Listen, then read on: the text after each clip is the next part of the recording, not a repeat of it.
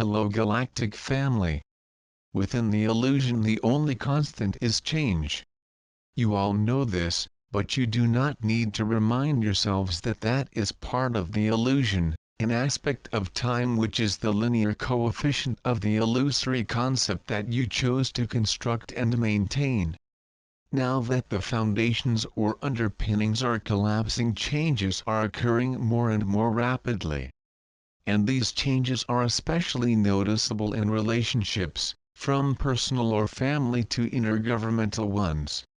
Change is an aspect of evolution, and you are all evolving, and your evolution is basically along a spiritual path, even though vast numbers of you appear to have no spiritual interest or awareness, apart perhaps from believing that anything spiritual is unreal, the result of unbalanced emotional needs being pandered to due to a sense of loneliness, unacceptability, and the fear that engenders.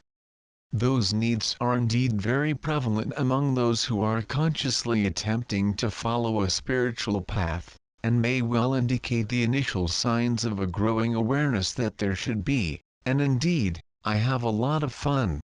And, deeply asleep and dreaming, the most humans are. That makes perfect sense. Anything that seems to provide safety, security, and pleasure to the individual is obviously something that is well worth working for.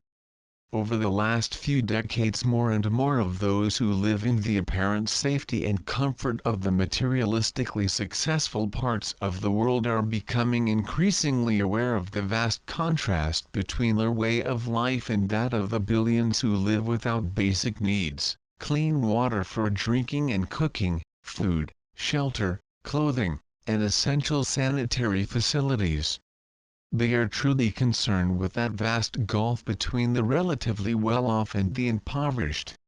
The gulf between the inordinately wealthy and the rest is an altogether different matter, because those extremely wealthy and deeply asleep ones consider themselves entitled to their seemingly privileged lives in their egoic unawareness of the fact that they are even more dependent on others than are other people.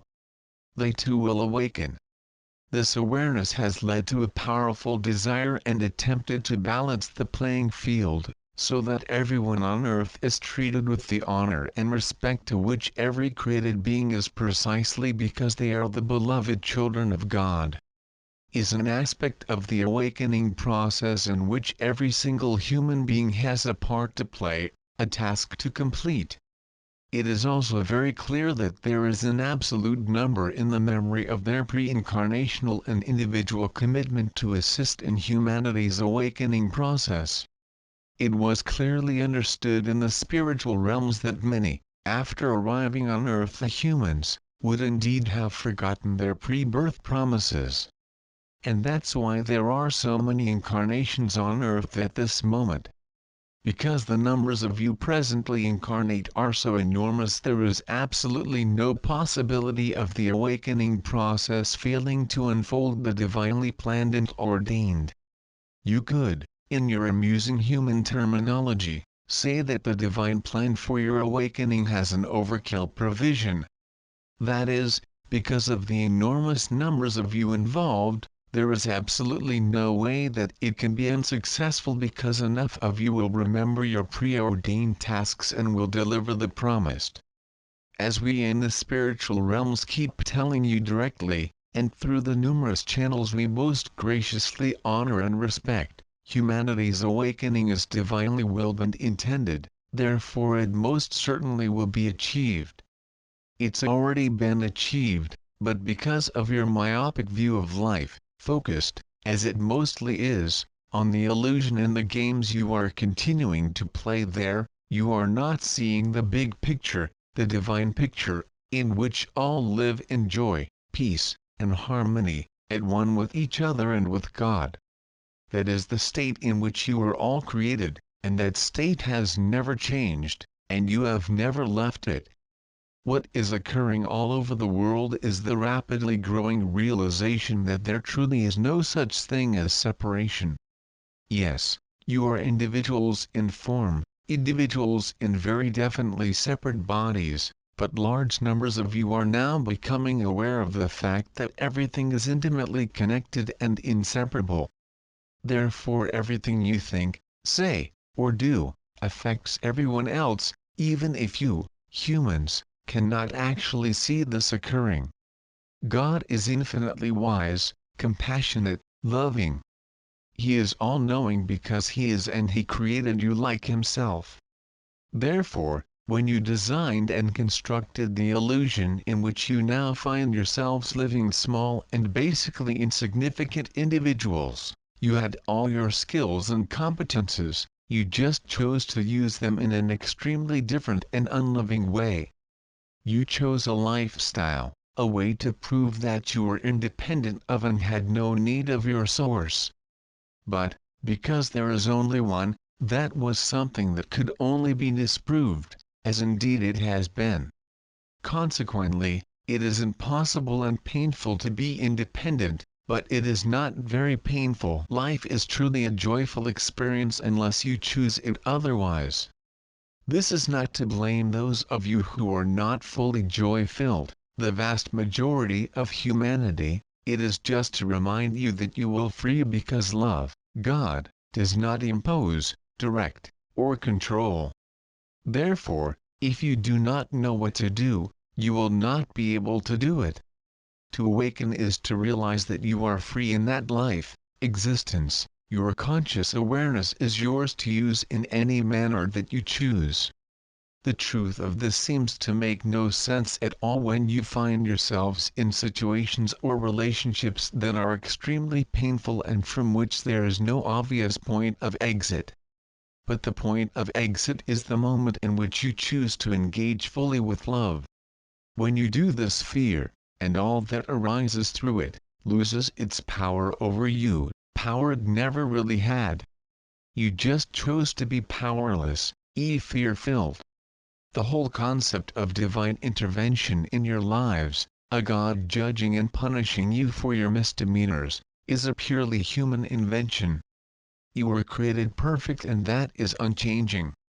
But as humans in the illusion, playing games of separation, inadequacy, and worthlessness, you needed to judge to make those calls. You were emotionally and psychologically unable to accept your own negative self-judgments about your choice to separate from the intense and ongoing pain that choice provides, and so you invented a system of rewards and punishments. Following on from that, you built a societal power structure or pecking order in which each was fitted according to his or her craftiness, with the possibility of rising up through that system available, but only for a few, while the rest had to accept their subordinate placement and behave as ordered by the authority figures that the system recognized and supported.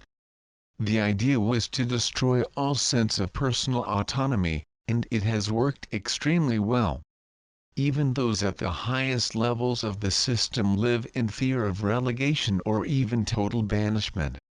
You see this happening all over the world. The people who are in positions of power are criminalized for corrupt activities that are generally different from the activities of those who judge and condemn them.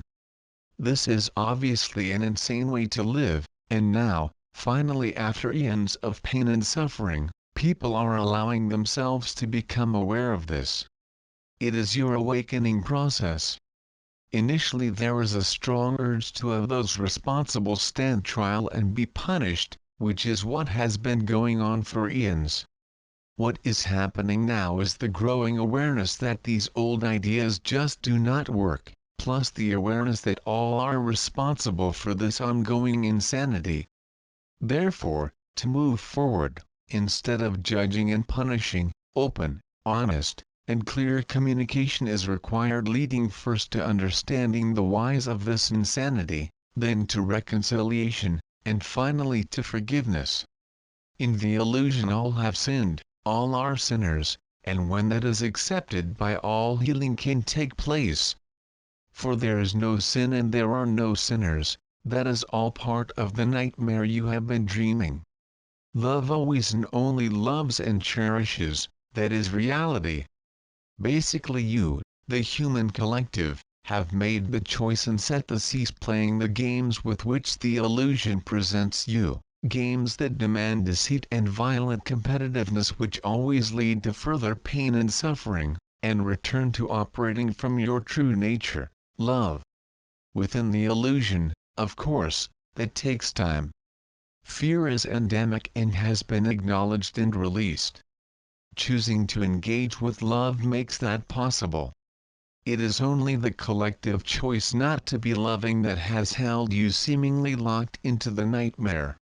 Yes, as you want to be loved, but because of your choice to experience separation, deep within you feel yourselves to be unlovable and you expend enormous amounts of energy seeking love from someone else out there, where you will not find it, because there is no out there.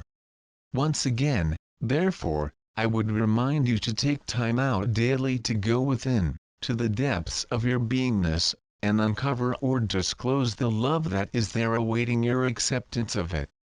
You are all infinitely loved in every moment of your eternal existence. The only block to love is your refusal to accept yourselves completely unconditionally as God does. Once you open your acceptance, you will find yourselves releasing your hold on attitudes and behaviors that are in any way unloving. You will find yourselves seeing love or the call for love in others, and you will be powerfully moved to respond to them with love. As you settle into this new way of being, you will find that you have fewer and fewer reasons to reject or judge others, as you recognize within them the pain and suffering that you underwent before you chose to align with your true nature. Be love, offer love, and open yourselves to receive the love that is your divine heritage. With so much love, soul.